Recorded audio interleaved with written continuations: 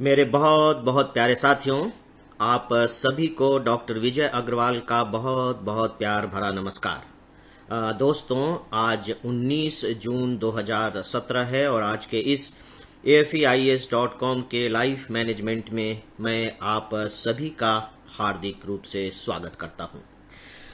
Friends, मैं समझता हूं कि आपको पिछले सप्ताह के एपिसोड्स में जो बातें हमने की हैं वो स्मरण होंगी, आपके ध्यान में होंगी। केवल ध्यान में ही नहीं होंगी बल्कि उन पर आप सबने विचार भी किया होगा और विचार करने के बाद जो बातें आपको थोड़ी ठीक लगी होंगी, अपने लिए जरूरी लगी होंगी, उन पर अमल भी करना शुरू कर दिया होगा। मुझे लगा कि यह एक ऐसा विषय है जो हम सब की जिंदगियों से जुड़ा हुआ है, बहुत गहरे रूप में जुड़ा हुआ है। और सच पूछे तो हम सब जिंदगी में कुछ पाना चाहते हैं, कुछ करना चाहते हैं, तो यह कहीं न कहीं उन सब से भी जुड़ा हुआ है कि हम जो पाना चाहते हैं, जो करना चाहते हैं, आफ्टर ऑल वह सब पाएं कैसे और वह सब हो कैसे।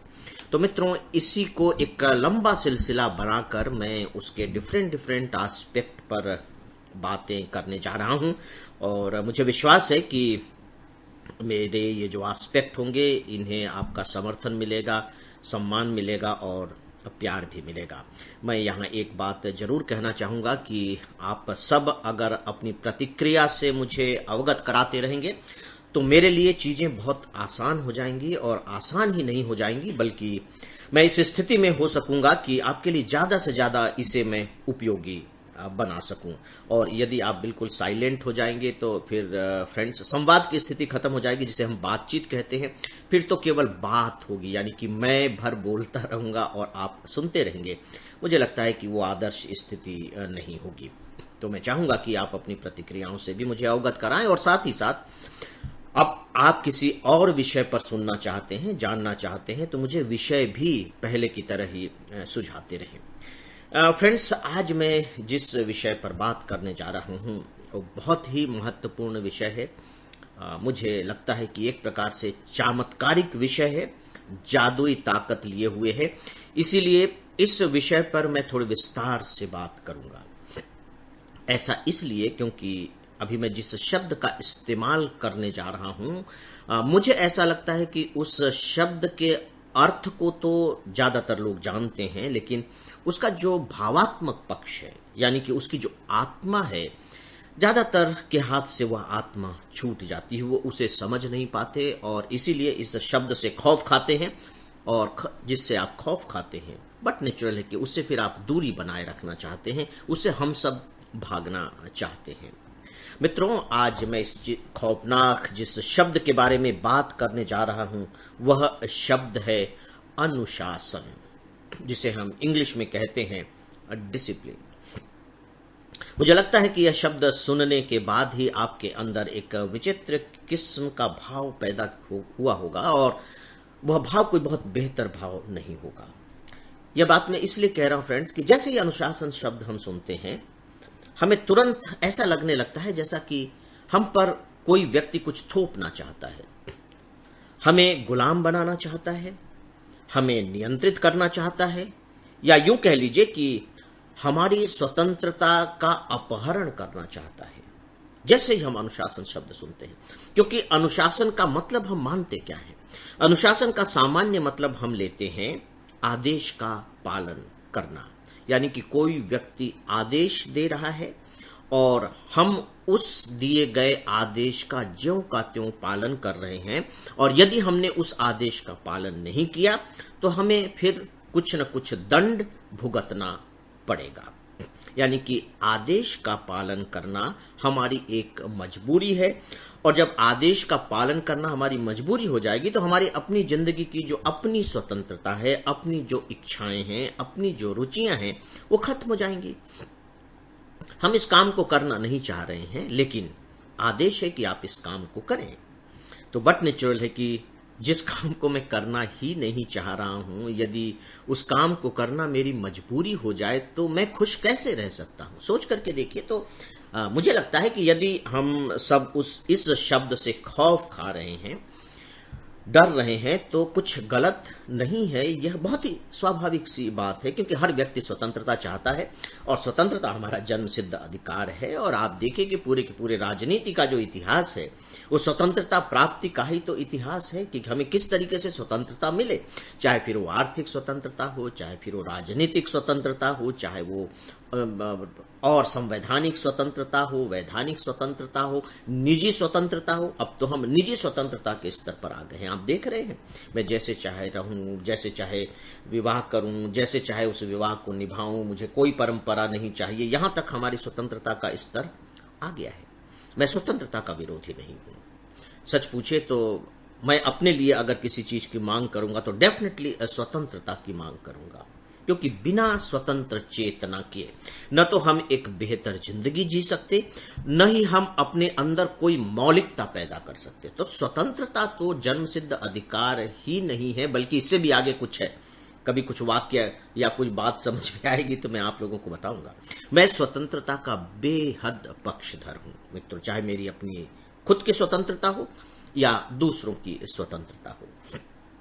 यह बात मैं इसलिए क्लियर यहां करना चाह रहा हूं कि क्योंकि अदरवाइज जब मैं अनुशासन के पक्ष में बात करूंगा तो आपको लगेगा कि मैं जिस अनुशासन के बारे में आपसे बात कर रहा हूं वह स्वतंत्रता विरोधी है। लेकिन मैं जिस अनुशासन के बारे में बात करने जा रहा हूं वह स्वतंत्रता विरोधी नहीं है, बल्कि सच पूछिए तो स्वतंत्रता का पहरेदार है, स्वतंत्रता का वह संरक्षक है। दोनों में कहीं कोई विरोधाभास नहीं है, कोई दोनों में दुश्मनी नहीं है, दोनों दंगल नहीं करते हैं, दोनों गलबाहियां डाल कर चलते हैं। और जैसे ही हमें यह लगेगा कि नहीं, दोनों तो गलबाहियां डाल कर चलते हैं, दोनों बहुत अच्छे दोस्त हैं, वैसे ही स्वाभाविक तौर पर न केवल स्वतंत्रता के प्रयोग करने के बारे में हमारे विचार बदल जाएंगे, बल्कि अनुशासन के प्रति भी जो हमारी धारणा है, जो बड़ी नकारात्मक धारणा है, वो ठीक होने लगेगी। क्योंकि देखिए, अनुशासन के प्रति हमारी जो एक नकारात्मक धारणा बनी है, हमारे अंदर जो अनजाने में ही एक निगेटिविटी पैदा हो गई है, वो केवल इसलिए हो गई है कि हम इसे स्वतंत्रता का हत्यारा समझते हैं, कि हमारी स्वतंत्रता का मर्डर कर दे।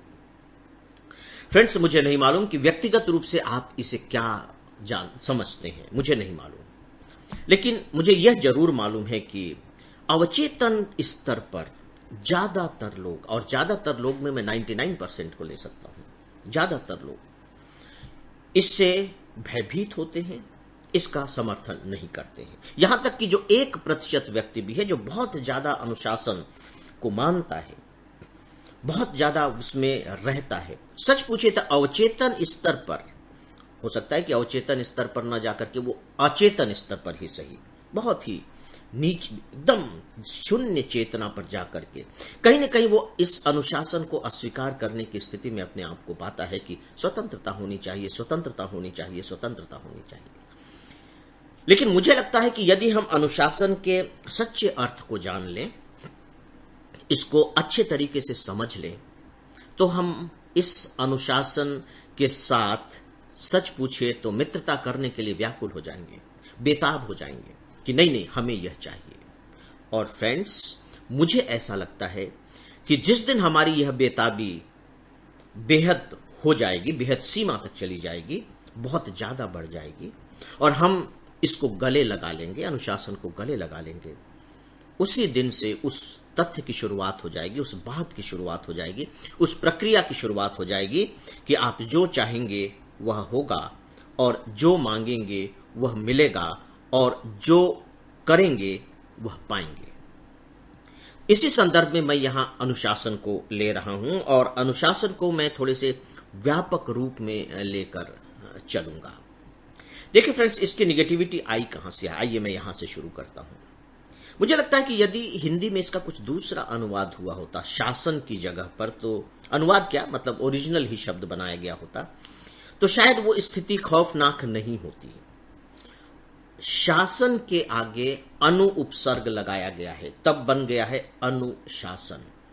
और सच पूछिए तो जब शासन की बात आती है तो हमारे दिमाग में कोई बहुत अच्छी तस्वीर नहीं उभरती है।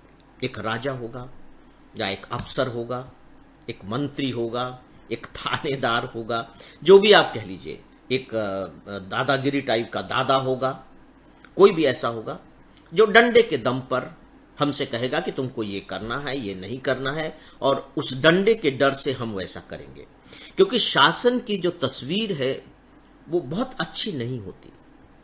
तो जब शासन के आगे आप अनु लगा देंगे तो उसकी तस्वीर अच्छी कैसे होगी? अनु का मतलब क्या है? अनु का मतलब है अनुकरण करना, उसके पीछे पीछे चलना। अनुगमन, गमन का मतलब है जाना, अनुगमन का मतलब है उसके पीछे पीछे जाना। करण का मतलब है करना, अनुकरणीय का मतलब है जो करने योग्य है, यानी कि पहले कोई कर गया है अब आप भी वैसा ही करिए। तभी तो हम कहते हैं ना कि नहीं नहीं, उनके आदर्श बड़े अनुकरणीय है, उनके कार्य अनुकरणीय है, मतलब उन्होंने ये कर लिया है तो अब हमें भी वैसा ही करना चाहिए। तो हम यहां भी पीछे पीछे चल रहे हैं। अनुज, अनुज का मतलब है छोटा भाई। ज का मतलब है जन्म लेने वाला, पहले कोई जन्म ले चुका है, यानी कि बड़ा भाई पहले इस पृथ्वी पर आ चुका है। बाद में जिसने उस भाई का अनुगमन किया, उसी उदर से जो बाद में पैदा हुआ वह अनुज हो गया, वह छोटा भाई हो गया। तो सीधी सी बात है यहां की अनुशासन का मतलब हुआ जो शासन का अनुगमन करता है, यानी कि शासन जो आदेश जारी करता है या शासन जो कुछ भी कहता है उसका शब्दशः ज्यों का त्यों पालन करना ही अनुशासन है। और यदि सच में यही है तो डेफिनेटली यह बहुत ही खौफनाक शब्द है, जबकि यह ऐसा है नहीं। तो मित्रों, आज इसे आप प्रस्तावना मान लें, अनुशासन की भूमिका मान लें, और अब हम इस पर आगे भी बात करेंगे। जैसे कि मैंने शुरुआत में कही, आप लोगों के विचार सादर आमंत्रित हैं। आप अपने भी विचार लिख करके भेजें, नए नए विषय भी मुझे सुझाएं, उन पर हम आगे चलकर बात करेंगे। तो मित्रों, आज इतना ही। अब आप सबकी अनुमति चाहूंगा। नमस्कार।